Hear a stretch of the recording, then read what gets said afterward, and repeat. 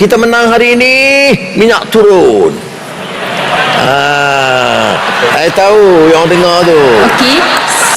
Saya Faizatun Nazihah dari Fakulti Bahasa dan Komunikasi. Okey, saya berharap soalan saya ini tidak bersifat provokatif. Okey. Ini berkenaan dengan PTPTN.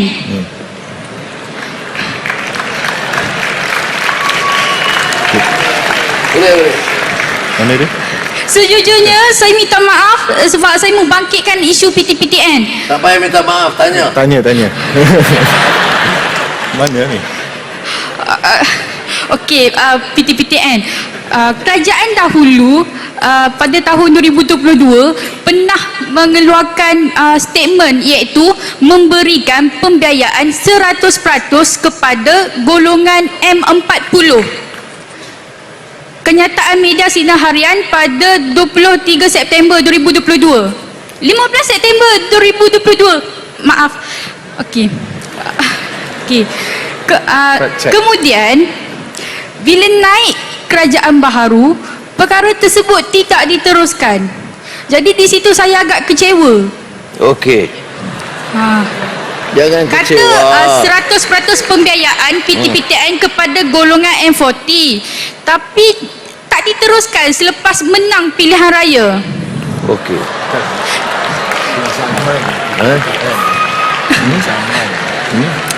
Pinjaman dinaikkan. Okey. Baik. Dan saya merupakan penerima PTPTN sebanyak 75% sahaja, bukan 100%. Ya. Ya, baik, terima kasih. Diharapkan Yang Amat Berhormat dapat menjawab soalan saya. Ya. Ya, tanya saya jawablah. Baik. 15 September 2022 kajak dululah. Dia janji 100%. Dia pun tak buat lagi. Seorang umpamanya timbalan presiden parti dia sebut kita akan hapuskan PTPTN. Tak buat juga. Memang ucapan saya kata, kalau bila keadaan kewangan kerajaan itu baik, pendapat saya sepatutnya pendidikan ini dari sekolah rendah sehingga universiti harus percuma. Itu pandangan saya. Ya. Itu falsafah saya tentang pendidikan. Because pendidikan macam security, itu semua tanggungjawab pemerintah. Ya, baik. Atau juga kemudahan kesihatan. Cuma keadaannya sekarang, saudari kena tahu, anda kena tahu, sebila saya diserahkan ke jawatan ini, utang 1.5 triliun ringgit, tak bayar, bankrupt negara, defisit 5.6%. Maknanya kalau gaji 1,000, belanja 1,600. Kerajaan tak boleh bertahan. Sebab itu kita kena buat cara peringkat. Students kena faham ini, ya. Orang tanya, Anwar sebut dulu, kita menang hari ini, minyak turun. Saya tahu yang dengar tu. Tunggu je. Baik, betul, ya, betul. Sebab itu, tapi you tahu sekarang bila kita umum itu, harga minyak di Arab Saudi 50%. Harga kita terlalu tinggi. Hari ini harga minyak di Malaysia lebih rendah daripada Arab Saudi. Jadi orang nak gunakan mainan politik ini tak betul. Macam Brunei, dulu beda dengan kita RM1.50, sekarang beda dengan kita dalam 15-20 sen sahaja. Jadi harga minyak di negara kita itu terlalu rendah sekarang. Baik. Jadi sebab itu kita cadangkan nak buat penyasaran subsidi. Orang kata, penyasaran subsidi, cubalah kemudian dimainkan sebagai politik. Sebab saya tarik subsidi kepada golongan paling kaya nak pergi haji. Bayangkan, kita ini bagi subsidi kepada semua jemaah. Yang miskin kita bagi, yang milioner, yang gaji sejuta sebulan pun kita bagi subsidi. Jadi saya kata-kata mau haji, orang kaya tak payahlah. Itu kita lakukan. Kemudian elektrik, bagi M40, B40 tak naik. Yang dinaikkan itu 10% tertinggi, 10% yang terkaya, industri besar, dan kita jimat 4.6 bilion ringgit. Tapi rakyat terbanyak tak terkesan. Tu nak main politik. Pasal apa nak jadi main isu politik? Sebab apa saya lakukan begitu? Inilah cara-cara kita nak jimatkan belanja. Sebab subsidi elektrik ini, kalau kita tak tukar, dia manfaatnya kepada bukan rakyat. Berapa jumlah bukan rakyat negara kita? 3.5 juta. Dia dapat subsidi daripada kita. Sebab tu baru ni kita buat penggabungan harga ayam. Baik, kalau terkesan orang tu miskin dan dia tak mampu, saya tambah dalam sumbangan tunai rahmah STR, ya. Dan tahun depan mulai Januari kita bagi, mulanya kita bagi 100, kita tambah.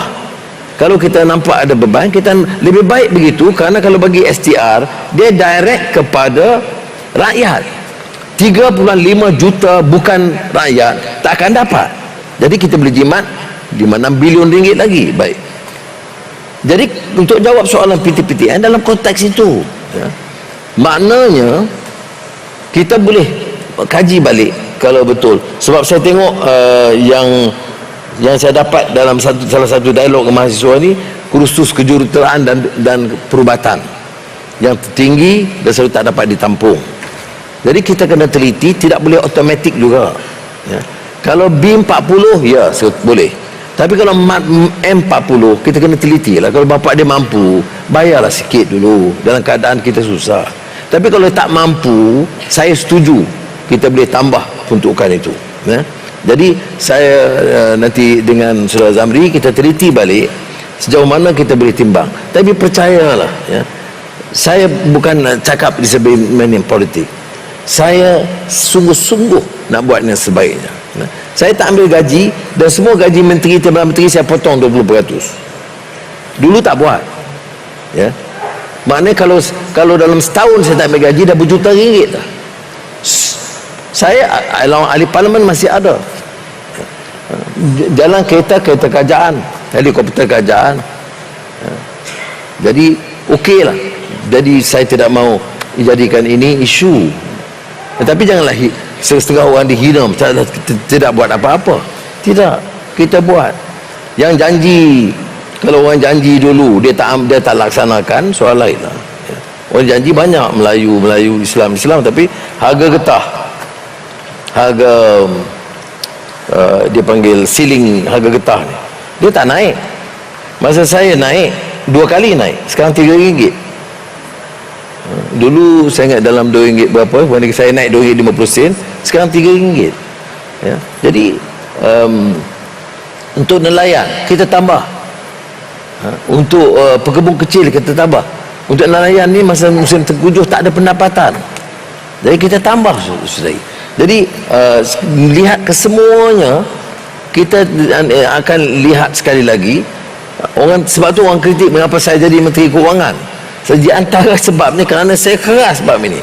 Saya nak letak asas yang betul supaya ada saja savings kita berikan kepada yang memerlukan. Dan oleh kerana cadangan saudara itu, saya percaya harus dipertimbangkan. InsyaAllah saya minta Saudara Zamri lihat betul dengan PTPTN dan bawa balik kepada Kementerian Kewangan. Dan dalam suku tahun pertama, kalau betul kita mampu, saya akan tambah, terutama bagi M40 yang memerlukan. Kalau M40 gaji bapa dia 8,000 sebulan, anak 2 orang, beza dengan orang yang gaji 6,000, anak 6 orang. Jadi kita patut guna kategori itu, agak teliti. Kalau kita ada wang cukup, okey. Tapi tahun ini 2024 peruntukan tertinggi adalah Kementerian Pendidikan.